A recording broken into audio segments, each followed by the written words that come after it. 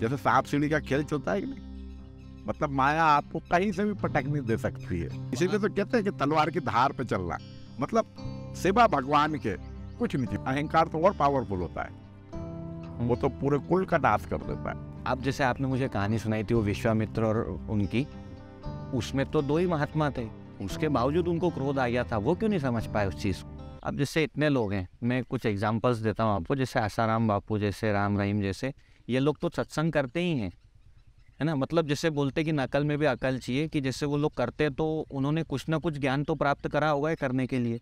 और ऐसे 80% से ज़्यादा लोग हैं जो इस दुनिया में, 80 to 90% से ज़्यादा लोग होंगे जो जिसके घर पे पूजा पाठ वगैरह या किसी भगवान को मानना, धर्म को मानना, ये सब चलता है, फिर भी इतना भ्रष्टाचार होता है। जैसे आज ये आसाराम और राम रहीम ये जेल में, जैसे इन्होंने इतने लोगों को सत्संग करा, वो बोलने के लिए भी एक बल चाहिए रहता है अंदर से, तो फिर इसके पीछे क्या कारण है? देखो क्या होता है, जैसे अब इसमें बहुत सारी चीजें रहती, कई तो प्रारब्ध रहते हैं, जो चीजें जैसे घटना लिखी हो वो घट के ही रहती है। और दूसरी बात ये, जैसा अभी मैंने बोला आपको, जैसे सांप सीढ़ी का खेल चलता है कि नहीं, मतलब माया आपको कहीं से भी पटक नहीं दे सकती है। आपको जैसे भगवान की जो भक्ति करना है वो निष्काम करना है। क्या करना है? कुछ चाहिए नहीं, मतलब भगवान के जैसे अपन दास, दास का क्या काम? भगवान की सेवा करना बस। और अगर आपने कुछ लिया, जैसे कई सिद्धियां आती हैं और ये सब, जहाँ आपने लिया तो फिर आप वहीं रुक जाओगे और वहां से आपका पतन चालू हो जाता है। जैसा कि आपने अभी पीछे, जैसे स्वर्ग चले जाते हैं, स्वर्ग में क्या होता है? इंद्र में, जैसे स्वर्ग एक पद है, तो वहां जाके आप राजा बन जाओगे। जैसे आप बैंक में 1 करोड़ रुपए है आपके पास, अब जितने दिन आप जाओ खर्चा करो, और फिर जब खत्म हो जाएंगे तो फिर बैंक, जैसे आपका जिस दिन बैलेंस खत्म हो जाए और फिर मैनेजर से कहो कि यार दे दो, तो आपको वो गार्ड बुला के भगा देगा। आपके पुण्य कर्म छीण हुए, फिर आप 84 में आ जाते हो। तो इसीलिए देव दुर्लभ शरीर जैसे इसको बोला, खाली इस शरीर में एक ही मेन जो चीज है वो आप भगवत प्राप्ति कर सकते हो। मगर देवता जो है वो खाली वो पुण्य भोगते हैं और फिर नीचे आ जाते हैं।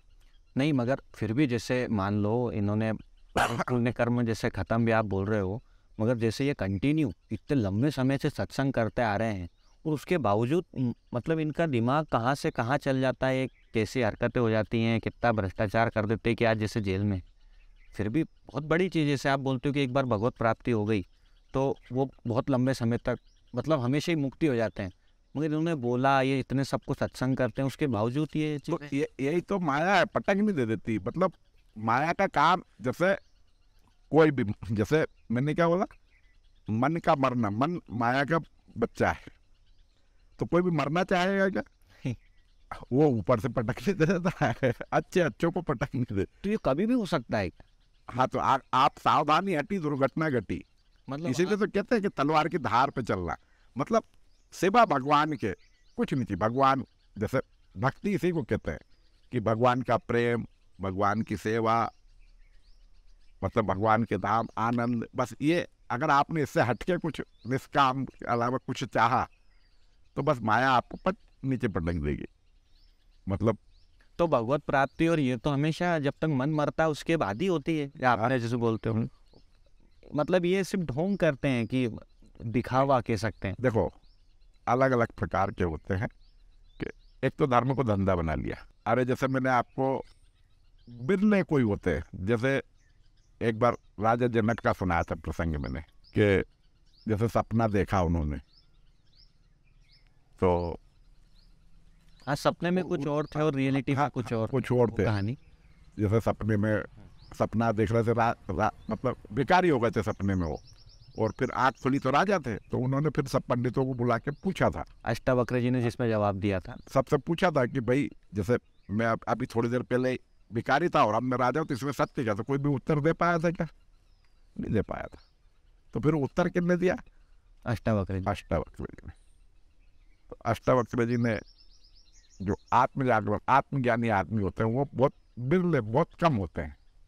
तो वास्तविकता तो एक कोई आपको कोई सदगुरु, जैसे बुद्ध, महावीर, सूरदास, रैदास, कबीरदास, इस लेवल का कोई संत हो, वही आपको, जिसने भगवत प्राप्ति करी हो, उसी के पास आपको जाना चाहिए। वास्तविकता तो ये है, बिना उसके आप हाँ, ये अपन पिछली वीडियो में डिस्कस कर चुके हैं हाँ, कि कैसे अपन हाँ, अच्छे संत को हाँ बस पा तो सकते हैं। अभी आपको जैसे एक छोटा सा मोबाइल खरीदना है, आप कितनी दुकान घूमते हो और फिर समझदारी से लेते हो, ऐसे ही आपको पूरा सोच समझ के ये सब चीज़ें चुनना चाहिए। फिर भी मगर जी यार, जैसे ये कंटिन्यू सत्संग कर रहे हैं, वही बात इनके माइंड पे जा रही है, उसके बावजूद माया इतनी स्ट्रांग होती है कि इनको पटक नहीं दे सकता। अरे जैसे आप इतने सारे लोग इंटरव्यू देते हो, IAS परीक्षा में कितने पास होते हैं?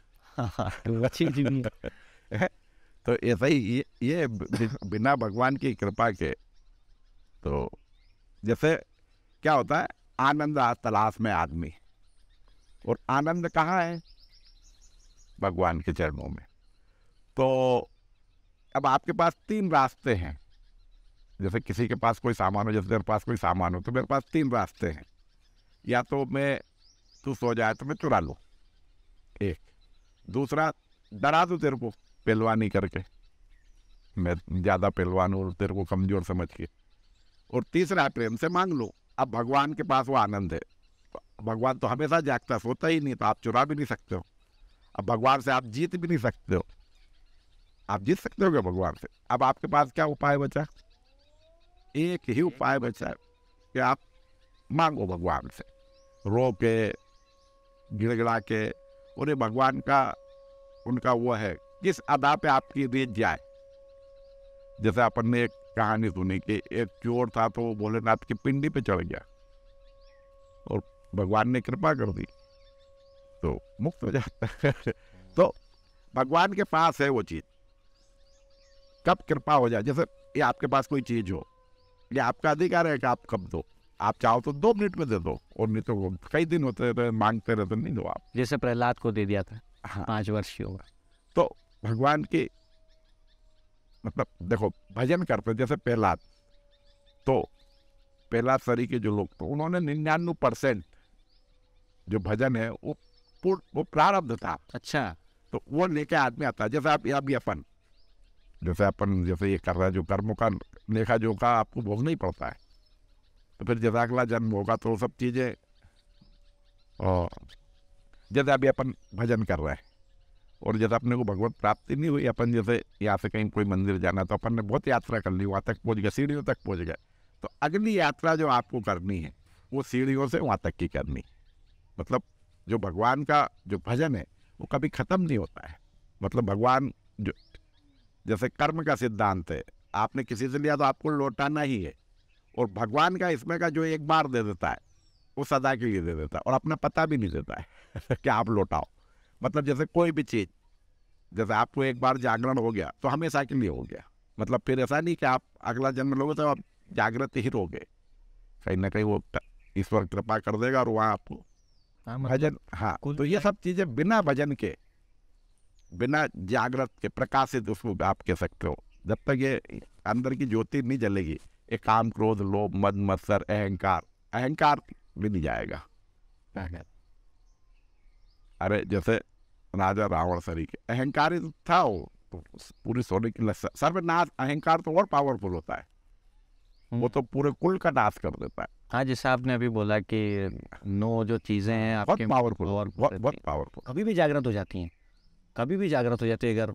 हाँ, तो वो चीजें हैं। आप जैसे ऋषि मुनि और ये तो इतनी बड़ी बड़ी तपस्या करते करते इनको भी क्रोध आ जाता है, चाहे जब देखो वो उनको समझना। देखो संत महात्मा, जैसे भगवान और संत महात्मा, ये सब सक्षम रहते हैं, सिद्ध रहते हैं। मतलब ये जो करे, इनकी लीला को समझना। अब जैसे आपने मुझे कहानी सुनाई थी वो विश्वामित्र और उनकी, उसमें तो 2 ही महात्मा थे, उसके बावजूद उनको क्रोध आ गया था, वो क्यों नहीं समझ पाए उस चीज को? देखो क्या होता है, एक लीला होती है। जैसे भगवान ने क्या करी, लीला अलग होती है। जैसे एक अमिताभ बच्चन क्रोध करता, मारता, तो उनको मारा है क्या? तो वो दूसरों के लिए और एक वो करने के लिए सब चीजें करते हैं। तो मूल चीजें आप देखो, आप जो अभी हिसाब लगा रहे हो, यहाँ से लगा रहे हो, ये यहाँ का विषय है ही नहीं। अच्छे, यहाँ से आपको ये सब चीजें सूझ पड़ेगी। अब प्रश्न तो यहीं से उठते हैं। आपके पास वही है, बाकी ये चीजें समझ में आएंगी, वो यहाँ से आएंगी। मतलब आप जब तक अंदर नहीं जाओगे तो आपको इन प्रश्नों के उत्तर नहीं नहीं मिलेंगे। ठीक, आज की आनंद की जय जय।